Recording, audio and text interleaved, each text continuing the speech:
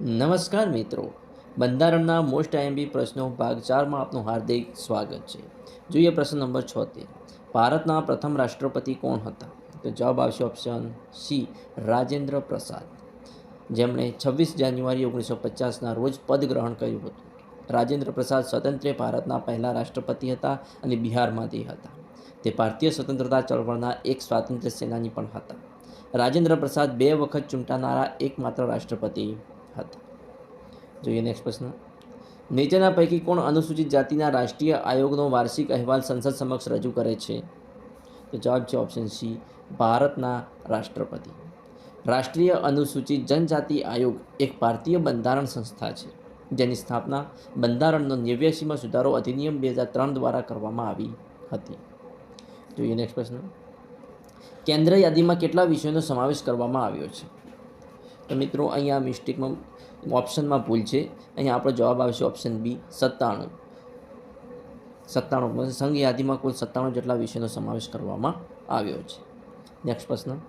સંવિધાનના અનુચ્છેદ 280 હેઠળ રચવામાં આવતા નાણાં આયોગમાં અધ્યક્ષ ઉપરાંત બીજા કેટલા સભ્યોનું બનેલું હોય છે? તો જવાબ છે ઓપ્શન સી, 4 સભ્યો. અનુચ્છેદ 280માં જણાવવામાં આવેલ છે કે સંવિધાનના આરંભથી 2 વર્ષની અંદર અને ત્યાર પછી દરેક 5મું વર્ષ પૂરું થાય અથવા તે પહેલાં પોતાને જરૂર જણાય ત્યારે રાષ્ટ્રપતિ હુકમ કરીને એક નાણાં આયોગ રચશે, જે તેમણે નિમેલા અધ્યક્ષ અને બીજા 4 સભ્યોનું બનશે. જોઈએ નેક્સ્ટ પ્રશ્ન. 1. ગ્રામ પંચાયતની રચના ચૂંટણી વિના સર્વસંમતિથી વિના વિરોધે થાય તેવી ગ્રામ પંચાયતને સમરસ ગ્રામ પંચાયત કહે છે. વિધાન 2. સમરસ ગ્રામ પંચાયતની યોજના ગુજરાતમાં ઓક્ટોબર 2001માં અમલમાં મુકાઈ હતી. સાચા વિધાન પસંદ કરો. તો મિત્રો અહીંયા જોઈએ તો ઓપ્શન સી આપણો સાચો જવાબ રહેશે. વિધાન 1 અને વિધાન 2 બંને સાચા છે. ખાસ કરીને સમરસ ગ્રામ યોજના, સમરસ ગ્રામ પંચાયત કોને કહેવાય? તો ખાસ કરીને આ યોજના ગુજરાત સરકાર દ્વારા જાહેર કરવામાં આવેલી છે.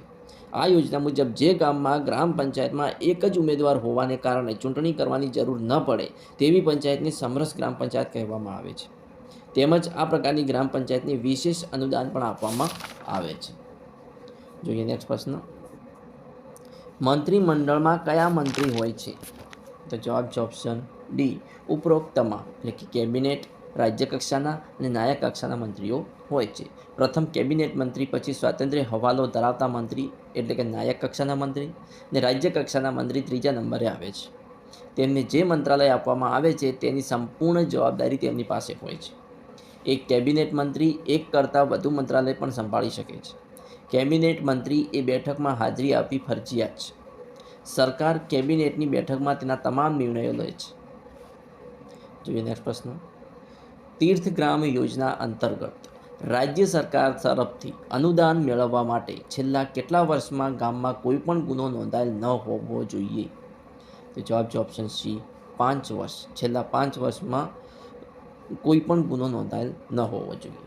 તીર્થગ્રામ યોજના વિશે જોઈએ તો છેલ્લા 3 વર્ષમાં ગુનો બનેલ ન હોય તેવા ગામોને પાવન ગામ તરીકે પસંદ કરી 50,000 પ્રોત્સાહક ગ્રાન્ટ આપવામાં આવે છે, જેમાં સુધારો કરીને પંચાયત ગ્રામ ગૃહ નિર્માણ અને ગ્રામ વિકાસ વિભાગના ઠરાવ ક્રમાંક 17/2012ના અન્વયે યોજના હેઠળ પસંદ થયેલ પ્રત્યેક પાવન ગામને ₹1 લાખ પુરસ્કાર આપવાનું ઠરાવેલ છે. જોઈએ નેક્સ્ટ પ્રશ્ન. ભારતનું રાષ્ટ્રીય ચિહ્ન ક્યાંથી લેવામાં આવ્યું છે? તો જવાબ છે ઓપ્શન બી, વારાણસીમાં આવેલ સારનાથના સ્તંભમાંથી ભારતનું રાષ્ટ્રીય ચિહ્ન લેવામાં આવ્યું છે. સારનાથ સ્તંભ એ ભારતની શ્રેષ્ઠ શિલ્પકલાના શ્રેષ્ઠ નમૂનાઓમાંનો એક છે. આ સ્તંભ ઉત્તર પ્રદેશના કાશીથી 7 માઇલ ઉત્તર પૂર્વ દિશામાં આવેલો છે. ઈસવીસન પૂર્વે 3જી સદીમાં મૌર્ય વંશના શાસક રાજા અશોકે આ સ્તંભ બનાવ્યો હતો. આ સ્તંભ લાલ અને સફેદ એમ 2 પ્રકારના પથ્થરોથી બનાવેલ છે. સ્તંભની ઊંચાઈ 40થી 50 ફૂટ છે. આ સ્તંભમાં ટોચ પર 4 સિંહોની પ્રતિમાઓ છે, જે પરસ્પર એકબીજાને અડકીને ઊભેલ છે. ચારે સિંહોની નીચે એક ચક્ર અંકિત કરેલ છે, જે ધર્મનો વિજય બતાવતો હોવાથી ધર્મચક્ર તરીકે પણ ઓળખાય છે. સ્વતંત્ર ભારતના રાષ્ટ્રધ્વજમાં પણ આ ચક્રને સ્થાન આપવામાં આવ્યું છે, જેમાં 24 આરા છે. 4 સિંહોની આકૃતિને ભારતના રાષ્ટ્રચિહ્ન તરીકે સ્થાન આપેલ છે. જોઈએ નેક્સ્ટ પ્રશ્ન. બંધારણની એક અનુસૂચિ ઘણા રાજ્યોમાં અનુસૂચિત વિસ્તારના વહીવટ અને નિયમન માટેની ખાસ જોગવાઈઓને લગતી છે. તો જવાબ છે ઓપ્શન સી, 5મી અનુસૂચિ. 5મી અનુસૂચિના વિસ્તારમાં ત્રિસ્તરીય માળખું તૈયાર કરવામાં આવેલ છે. 1. દેશના રાષ્ટ્રપતિશ્રી, 2. જે તે રાજ્યના રાજ્યપાલશ્રી, અને 3. રાજ્યની આદિજાતિ સલાહકાર પરિષદ. જોઈએ નેક્સ્ટ પ્રશ્ન. ઉપરાષ્ટ્રપતિના હોદ્દાની મુદ્દત કેટલા વર્ષ માટે હોય છે? તો જવાબ છે ઓપ્શન સી, 5 વર્ષ માટે. ભારતના બંધારણમાં કરેલી જોગવાઈ પ્રમાણે રાષ્ટ્રપતિ પછીનો હોદ્દો ધરાવતો પદાધિકારી એટલે ઉપરાષ્ટ્રપતિ.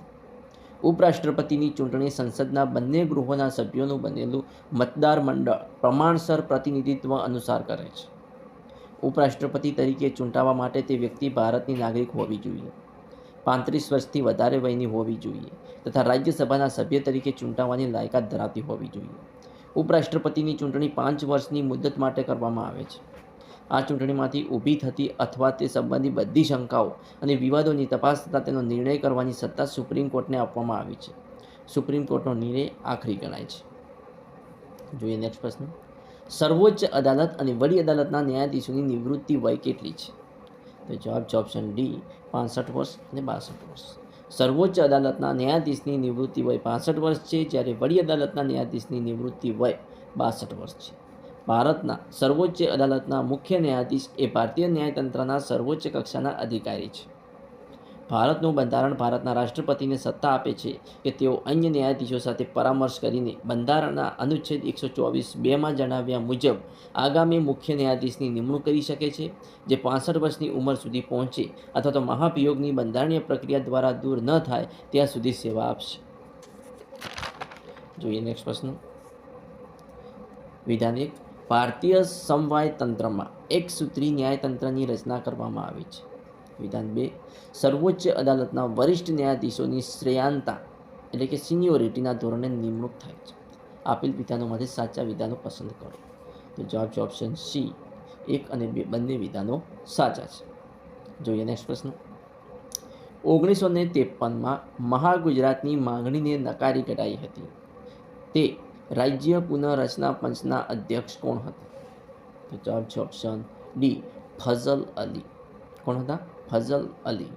ડિસેમ્બર 1953માં વડાપ્રધાન જવાહરલાલ નહેરુએ ભાષાવાર રાજ્યોની રચના માટે સ્ટેટ ઓર્ગેનાઇઝેશન કમિશનની રચના કરી. આ સમિતિ ન્યાયાધીશ ફઝલ અલીના વડપણ હેઠળ થઈ હતી, એટલે તેને ફઝલ અલી કમિશન કહેવાયું. 1956માં આ સમિતિએ ભારતના રાજ્યોની પુનઃરચના માટેનો તેનો અહેવાલ રજૂ કર્યો હતો. જોઈએ નેક્સ્ટ પ્રશ્ન. બંધારણમાં 74માં સુધારા અન્વયે કયા અનુચ્છેદમાં નગરપાલિકાઓ બાબતની જોગવાઈઓ ઉમેરવામાં આવી? તો જવાબ છે ઓપ્શન સી, અનુચ્છેદ 243. અનુચ્છેદ 243(15) ભાગ 9(1) નગરપાલિકાઓની જોગવાઈઓ ઉમેરવામાં આવી છે, જે અનુચ્છેદ 243(15) થી 243(26)(7) સુધીના અનુચ્છેદમાં ઉમેરો કરવામાં આવ્યો છે. જોઈએ નેક્સ્ટ પ્રશ્ન. ભારતીય બંધારણના અનુચ્છેદ 19 હેઠળના સ્વાતંત્ર્ય અધિકારી સંદર્ભમાં નીચેનામાંથી કયું વિધાન સાચું છે? તો જવાબ છે ઓપ્શન એ, ફક્ત ભારતના નાગરિકને બક્ષવામાં આવ્યા છે. અનુચ્છેદ 19માં જોઈએ તો નાગરિકોને 6 પ્રકારની સ્વતંત્રતાઓ આપવામાં આવી છે, એ પણ ફક્ત ભારતના નાગરિકોને જ. અનુચ્છેદ 19(1) વાણી, વિચાર અને અભિવ્યક્તિની સ્વતંત્રતા. અનુચ્છેદ 19(2) હથિયાર વગર સભા ભરવાની સ્વતંત્રતા. અનુચ્છેદ 19(3) સંગઠન બનાવવાની સ્વતંત્રતા. અનુચ્છેદ 19(4) દેશમાં મુક્તપણે હરવા ફરવાની સ્વતંત્રતા. અનુચ્છેદ 19(5) ભારતના જમ્મુ કાશ્મીર રાજ્ય સિવાય ક્યાંય પણ રહેઠાણ કરવાની અને સ્થાયી થવાની સ્વતંત્રતા. અને અનુચ્છેદ 19(6)માં વ્યવસાય કરવાની સ્વતંત્રતા આપવામાં આવી છે. જોઈએ નેક્સ્ટ પ્રશ્ન. કેવા રાજકીય પક્ષોને માન્યતા ન આપવી જોઈએ? તો જવાબ છે ઓપ્શન ડી, ઓપ્શન આપણો જવાબ રહેશે ઓપ્શન ડી, ઉપરોક્ત તમામ.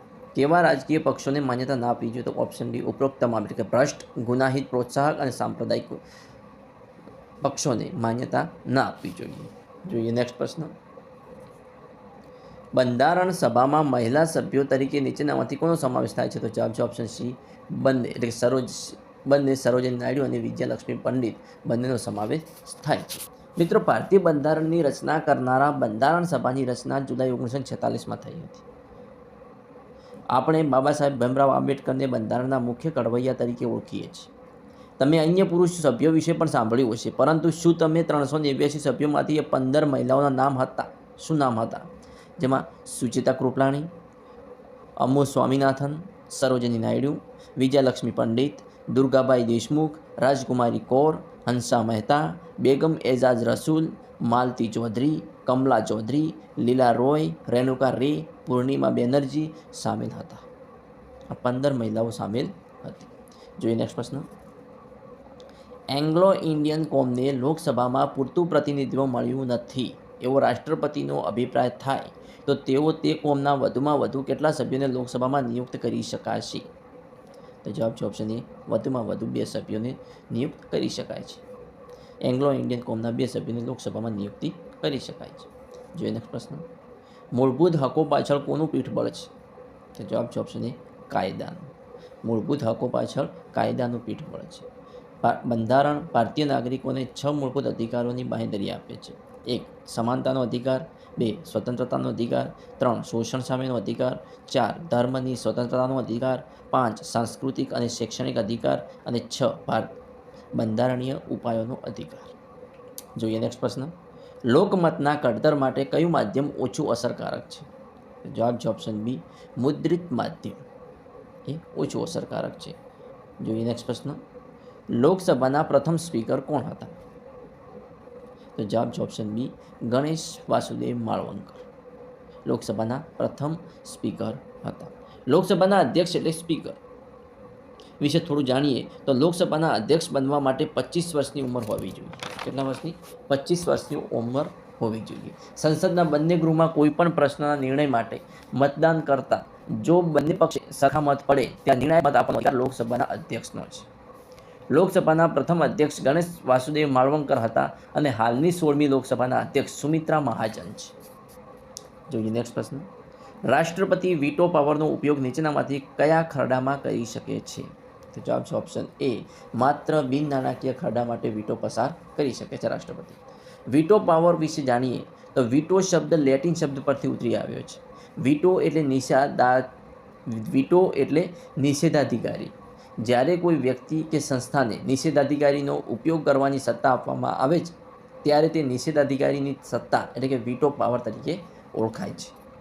જોઈએ નેક્સ્ટ પ્રશ્ન. આમુખમાં કરેલી જોગવાઈઓ ભારતને કેવો દેશ જાહેર કરે છે? તો જવાબ છે ઓપ્શન એ, લોકશાહી દેશ જાહેર કરે છે. આમુખમાં કરેલી જોગવાઈઓ ભારતને લોકશાહી દેશ જાહેર કરે છે. સમગ્ર ન્યાયપાલિકા આપણા બંધારણ ઉપર આધારિત છે. બંધારણે દેશના દરેક નાગરિકને સમાન હક્કો આપ્યા છે. સાથે સાથે કેટલીક મૂળભૂત ફરજો પણ બતાવી છે. ભારતના પ્રથમ વડાપ્રધાન જવાહરલાલ નહેરુએ બંધારણની રચના સમયે બંધારણ માટે એક ઉદ્દેશ્ય પ્રસ્તાવ રજૂ કર્યો હતો જેને બંધારણના આમુખ તરીકે સ્વીકારવામાં આવ્યો છે. નેક્સ્ટ પ્રશ્ન. ભારતના સંવિધાન દ્વારા સંઘની પ્રબંધક સત્તાઓ કોને આપવામાં આવી છે? તો જવાબ છે ઓપ્શન સી, રાષ્ટ્રપતિને. ભારતના સંવિધાન દ્વારા સંઘની પ્રબંધક સત્તાઓ રાષ્ટ્રપતિને આપવામાં આવી છે. ભારતના રાષ્ટ્રપતિની સત્તાઓ વિશે વાત કરીએ તો રાષ્ટ્રપતિની સત્તાઓ વિશે વાત કરીએ તો ભારત સરકાર જે કારોબારી કાર્યવાહી કરે છે તેના નામે તે રાષ્ટ્રપતિના નામે લેવાય છે. રાષ્ટ્રપતિ ભારતના એટર્ની જનરલની નિમણૂક કરે છે અને તેનું મહેનતાણું પણ નક્કી કરે છે. રાષ્ટ્રપતિ કેન્દ્ર સરકાર પાસેથી વહીવટી માહિતી માંગે છે. રાષ્ટ્રપતિ આંતરરાજ્ય કાઉન્સિલની નિમણૂક કરે છે અને રાષ્ટ્રપતિ કેન્દ્રશાસિત પ્રદેશોના સંચાલકોની પણ નિમણૂક કરે છે. રાષ્ટ્રપતિ કોઈપણ વિસ્તારને અનુસૂચિત ક્ષેત્ર તરીકે જાહેર કરી શકે છે અને અનુસૂચિત વિસ્તારો અને આદિજાતિ વિસ્તારોના વહીવટને ધ્યાનમાં રાખીને સત્તાઓ ધરાવે છે. જોઈએ નેક્સ્ટ પ્રશ્ન. બંધારણીય ઇલાજોનો અધિકાર બંધારણના કયા અનુચ્છેદમાં દર્શાવેલ છે? તો જવાબ છે ઓપ્શન બી, અનુચ્છેદ 32માં બંધારણીય ઇલાજોનો અધિકાર આપવામાં આવેલો છે. અનુચ્છેદ 32 બંધારણીય ઇલાજોનો અધિકાર. આ અધિકારને ડૉક્ટર ભીમરાવ આંબેડકરે બંધારણનો આત્મા કહ્યો છે. આ અધિકારમાં ભારતના નાગરિકોના મૂળભૂત અધિકારોનું રક્ષણ કરશે. મૂળભૂત અધિકારોનું ઉલ્લંઘન થતું હોય તો વ્યક્તિ કલમ 226 અંતર્ગત કોર્ટમાં અરજી કરી શકે છે, જેમાં સુપ્રીમ કોર્ટ કે હાઈકોર્ટમાં 5 પ્રકારની રીટ દાખલ કરી શકાય છે. 1. પરામદેશ, 2. બંદી પ્રતિક્ષીકરણ, 3. પ્રતિબંધ, 4. ઉત્પ્રેક્ષણ અને 5. અધિકાર પૃચ્છા. આ 5 પ્રકારની રીટ દાખલ કરી શકાય છે હાઈકોર્ટમાં. વિદ્યાર્થી મિત્રો, આવા અવનવા મોસ્ટ આઈએમપી પ્રશ્નો જોવા મારી ચેનલને સબસ્ક્રાઇબ કરવાનું અને તમારા મિત્રો સાથે લિંક શેર કરવાનું ના ભૂલતા. Thanks for watching my video.